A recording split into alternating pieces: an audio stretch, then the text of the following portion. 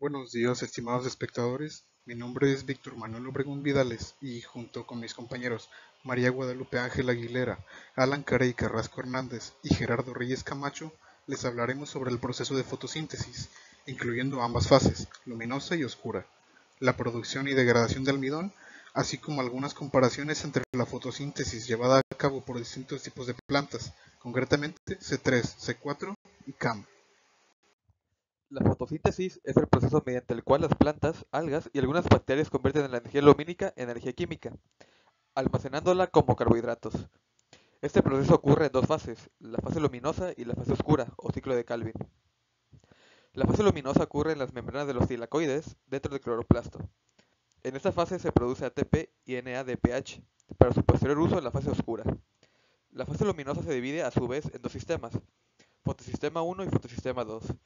De forma un tanto contraintuitiva, el primer sistema en tomar acción es el fotosistema 2, que hace uso de la clorofila para captar fotones que provocan la excitación de los electrones de este tinte, que pasan posteriormente a una cadena transportadora de electrones, destacando la plastoquinona, el complejo citrocromo B6F y la plastocianina. En la membrana del tilacoide, la plastoquinona recibe los electrones de la clorofila y los transfiere al complejo citocromo B6F, donde la energía producida por el paso de los protones de una molécula a otra dentro de la cadena es utilizada para bombear protones desde el estroma hacia el espacio tilacoidal, lo que crea un gradiente de protones. La plastocianina transporta los electrones desde el complejo citrocromo B6F hacia el fotosistema 1, donde los electrones son nuevamente excitados por los fotones y pasan a una segunda cadena transportadora de electrones. En esta segunda cadena, la ferrodochina recibe los electrones del fotosistema 1 y los transfiere al último sector de electrones, la NADP protón, tras lo que pasará a ser NADPH. Simultáneamente al transporte de electrones ocurre la fotólisis del agua, que es la división del agua en oxígeno, protones y electrones. Estos últimos reemplazan a los perdidos por la clorofila. Una vez terminada la fase luminosa, comienza la fase oscura. Ciclo de Calvin, las plantas fijan el CO2 obtenido del aire para después producir azúcares. La primera etapa del ciclo es la carboxilación o fijación del carbono, donde una molécula de CO2 es fijada a una ribolosa, 1,5-bifosfato, con la participación del rubisco, pasando a ser una molécula inestable de 6 carbonos, por lo que procede a dividirse en dos moléculas estables de 3, fosfoglicerato o 3-PGA. La segunda etapa del ciclo es la reducción, donde el ATP se une al 3-PGA, obteniendo como producto un 3-bifosfoglicerato y ADP como subproducto.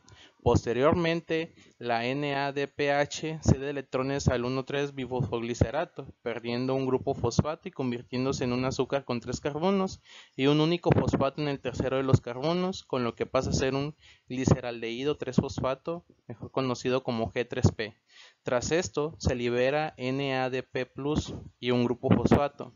Para que el ciclo continúe de forma apropiada, se requiere de la presencia de ribosa 1,5-bifosfato, por lo que se lleva a cabo varios pasos para una constante regeneración de ribosa. Esto es en una serie de transformaciones que parten del G3P y culminan en la formación de moléculas de ribosa 1,5-fosfato que servirán como receptor del CO2, glucosa y oxígeno.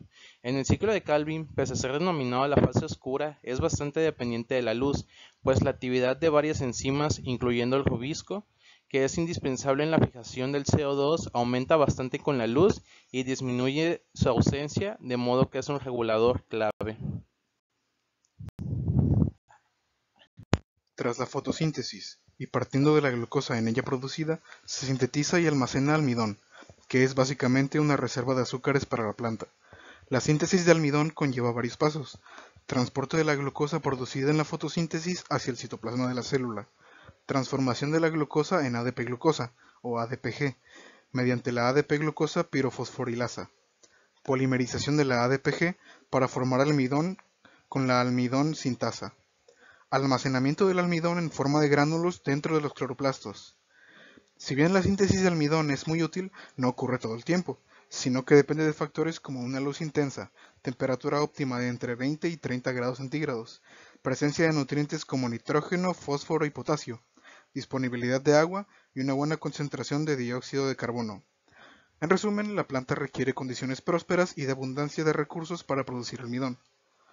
Por el contrario, condiciones como el estrés hídrico, temperaturas extremas, baja disponibilidad de recursos o la presencia de heridas en la planta pueden desencadenar la degradación del almidón.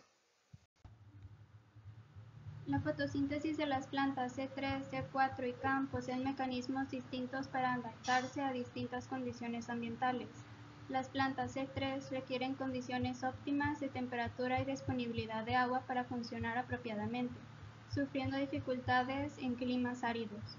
Las plantas C4 funcionan mejor en climas cálidos y secos, mientras que las plantas CAM presentan adaptaciones excepcionales a situaciones de sequía extrema.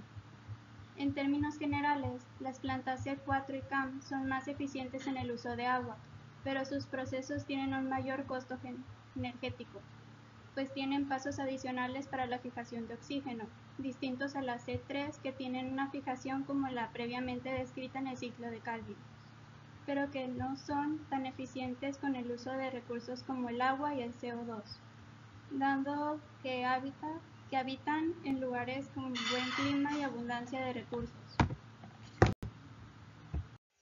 Sin más que agregar, mi equipo y yo nos despedimos y agradecemos mucho la atención prestada. Que tenga buen día, buena tarde o buena noche.